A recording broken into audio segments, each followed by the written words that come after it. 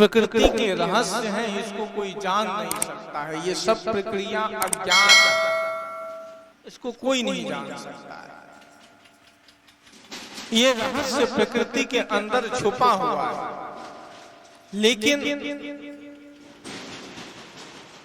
इस जन्म और मरण के बंधन से आदमी छूट सकता है। उसके लिए कुछ मार्ग संतों ने निर्धारित किए, उसके लिए कुछ रास्ता संतों ने बनाया, जिस रास्ते पर चल करके संसार से आदमी अपने आप को बचा सकता है। बेहोशी से आदमी होश में आ सकता है, लेकिन वो प्रक्रिया, वो रास्ता बहुत कम लोगों को पता है, जिससे आदमी बेहोशी से होश में आ सके। जन्म के साथ मृत्यु पर्यंत आदमी का जीवन बेहोशी में गुजरता है, और बेहोशी के जितने भी संसाधन हैं सब आदमी इकट्ठा करता है। संसार का जितना भी सुख है, संसार का जितना भी वैभव है, इंद्रियों के जितने सुख हैं, सब आदमी को बेहोश करने वाला है। सब आदमी को अज्ञात चक्र में फंसाने वाला है। इसलिए संतों ने, महापुरुषों ने संसार को भव चक्र कहा, भवाटवी कहा, कि एक ऐसा चक्र है जिस चक्र में आदमी एक बार फंस जाता है तो वो आदमी जीवन पर्यंत नहीं, न जाने कितने जन्मों तक उस चक्र में आदमी भ्रमता रहता है। उस चक्र में आदमी जन्म लेता है, मरता है, फिर जन्म लेता है, फिर मरता है। उस प्रक्रिया से आदमी जीवन न जाने कितने जन्मों तक गुजरता रहता है।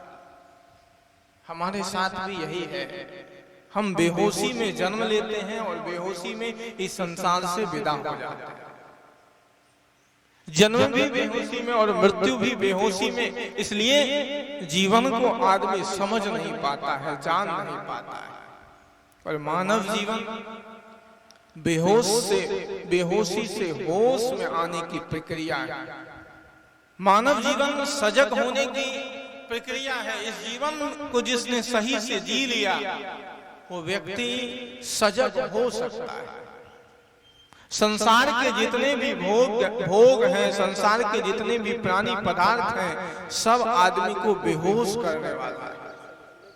सब आदमी को बेहोश करने वाला है और बेहोशी में ले जाने वाले हैं। चाहे वो इंद्रिय के सुख हो, चाहे वो संसार का वैभव हो, चाहे वो संसार का वस्तु हो जिसको हम जोड़ते हैं, सब हमको बेहोश करता है।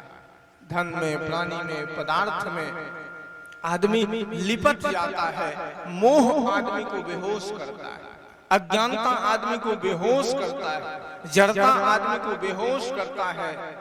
और यही कुछ संसाधनों से होकर के तो हमारा जीवन गुजरता है।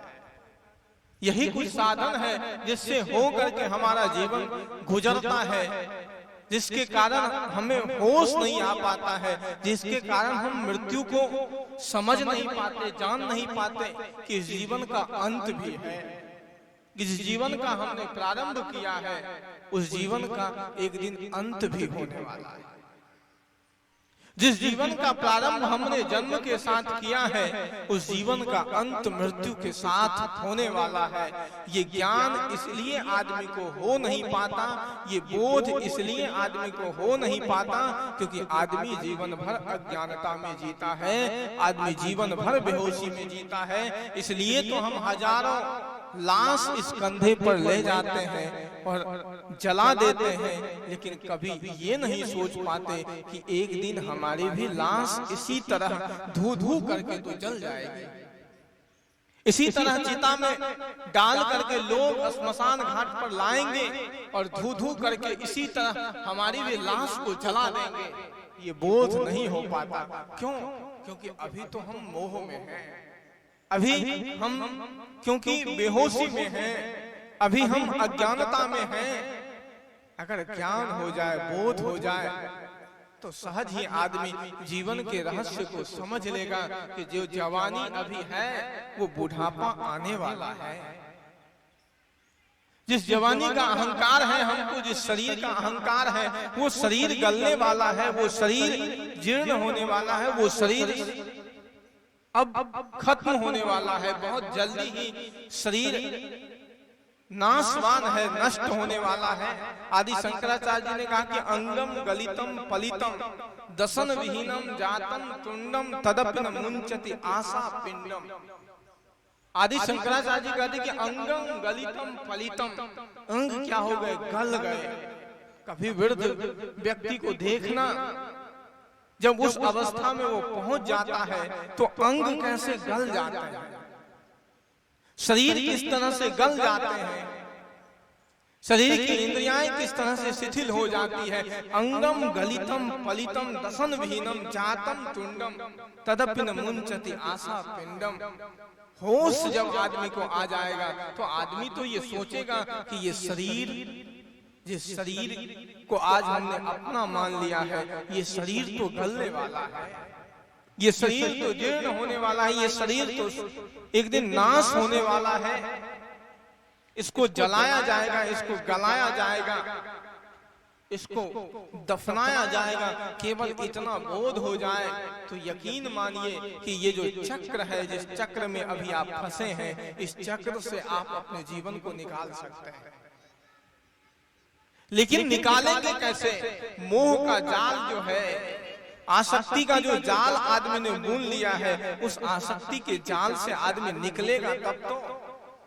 जो मकर जाल आदमी ने बनाया है, उस मकर जाल से आदमी निकलेगा तब तो। बेहोशी से आदमी निकलेगा तब तो, होश में आएगा तब तो उस जाल से जब तक निकलेगा नहीं, तब तक आत्मबोध नहीं हो सकता है, तब तक अज्ञानता जा नहीं सकती है, तब तक जड़ता जा नहीं सकती है। अभी तो हम जितने संसाधन इकट्ठा करते हैं, जितने संसार बसाते हैं, जितना संसार का विकास करते हैं, जितना भौतिक संपदा जोड़ते हैं, वो सब केवल बंधन बनाने के लिए, और सोचते हैं कि इसी में सुख है, इसी में शांति है, इसी में आत्म तृप्ति है। कभी आप देखे होंगे, मकड़े को देखे हैं? मकड़े को, मकड़ा क्या करता है? जाल बुनता है सुरक्षा के लिए, कि एक कवच बनाता है कि इस कवच में हम सुरक्षित हो जाएंगे और यहां तक कोई पहुंच नहीं पाएगा। मकड़ा यही सोचता है ना कि यहां तक कोई पहुंच नहीं पाएगा, यहां तक किसी की पहुंच नहीं होगी। वो ऐसा जाल बनाता है, मकर जाल। और मकर जाल जब बनाता है तो ऐसा जाल बना देता है कि उसमें से निकलने का रास्ता भी वो नहीं छोड़ता है। ऐसा जाल बनाता है कि वो रास्ता तक भी नहीं छोड़ता है कि जिससे वो निकल जाए, जिससे वो अपने मुक्ति का मार्ग ढूंढ ले। ऐसा कोई रास्ता वो छोड़ता नहीं है, तो जाल बुनता है और उस जाल में ऐसा फंसता है कि उसी मकर जाल में फंस करके एक दिन मर जाता है, चला जाता है संसार से। उसी मकर जाल में फंस करके एक दिन संसार से विदा हो जाता है, एक दिन संसार से चला जाता है। और हम लोग भी क्या करते हैं? जीवन भर मकर जाल बनाते हैं, संसाधनों का, भौतिक पदार्थों का अंबार लगा दिया आदमी ने। भौतिक संसाधनों को आदमी इतना जोड़ा कि उन्हें पता नहीं कि जिस जाल को हम बुन रहे हैं, जिस प्राणी पदार्थों को हम जोड़ रहे हैं, उसी मकर जाल में फंस करके एक दिन हम इस संसार से विदा हो जाएंगे। होता भी यही है। और कब आदमी का जीवन समाप्त हो जाता है, कब आदमी का जीवन लीला समाप्त हो जाता, पता भी नहीं चलता। वरना आदमी तो जीना बहुत चाहता है। कौन आदमी चाहता है कि मर जाए? मृत्यु को कौन चाहता है? लेकिन मृत्यु काल तो आ रहा है, वो आएगा। गीता कहती कि जातस्य ध्रुवो मृत्यु ध्रुवम जन्म मृतश्च।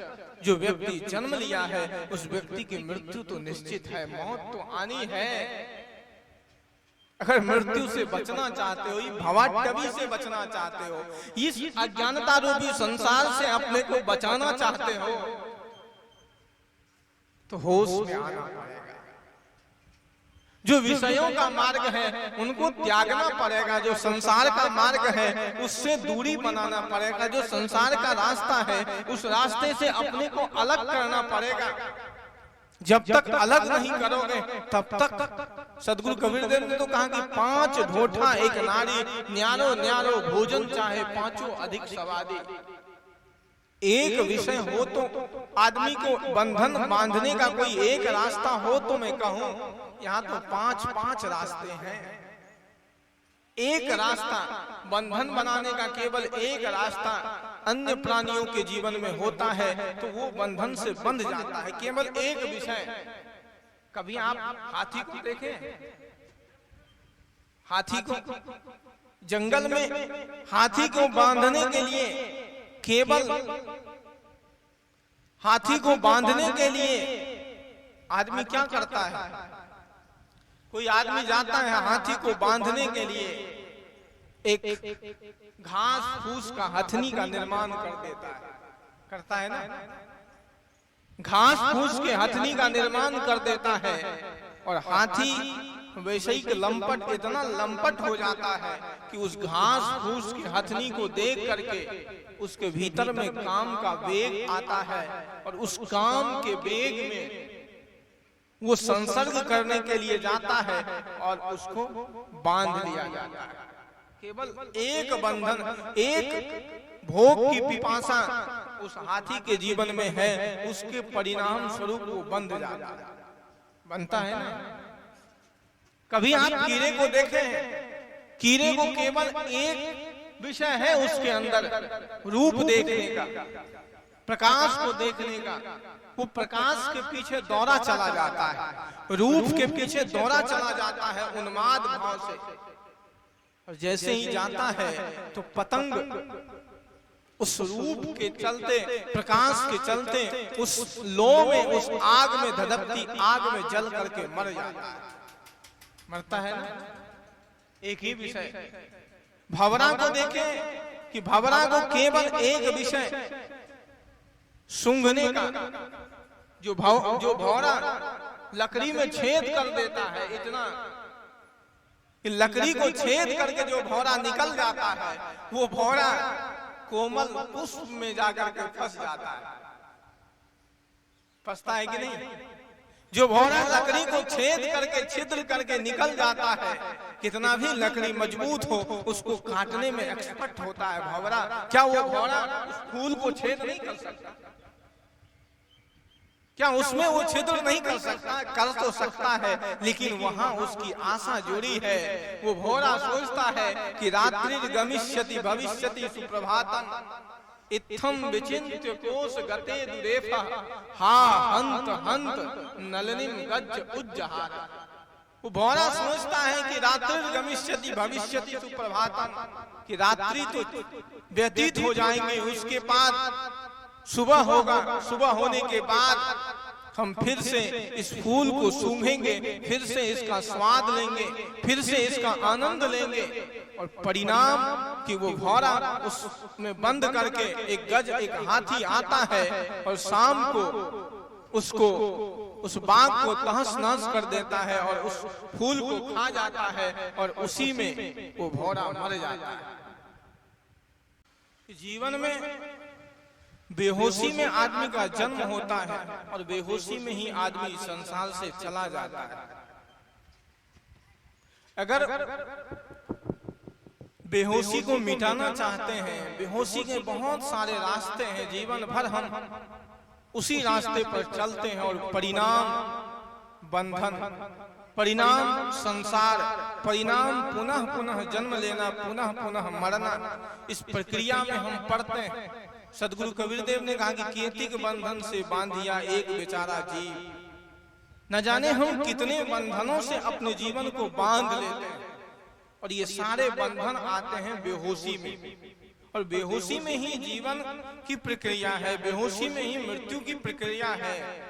और इस प्रक्रिया से अगर आप बचना चाहते हैं तो आज संकल्प लें कि ये जो जीवन मिला है इसमें हम ज्ञान को महत्व देंगे, प्रकाश को महत्व देंगे, होश को महत्व देंगे। होश में आएंगे, जैसे धीरे धीरे होश में आएंगे हमारे भीतर से अज्ञानता तिरोहित हो जाएगी, अज्ञानता समाप्त हो जाएगी और ज्ञान आ जाएगा, सद्बोध आ जाएगा, दुर्बोध मिट जाएगा। और जीवन मरण की प्रक्रिया से हम अपने आप को छुड़ा सकते हैं। उसके लिए होश जरूरी है, उसके लिए हमको साधना की आवश्यकता है। इन्हीं कुछ चंद शब्दों के साथ मैं अपनी बातों को विराम देता हूँ। बोलिए सद्गुरुदेव की, सद्गुरुदेव।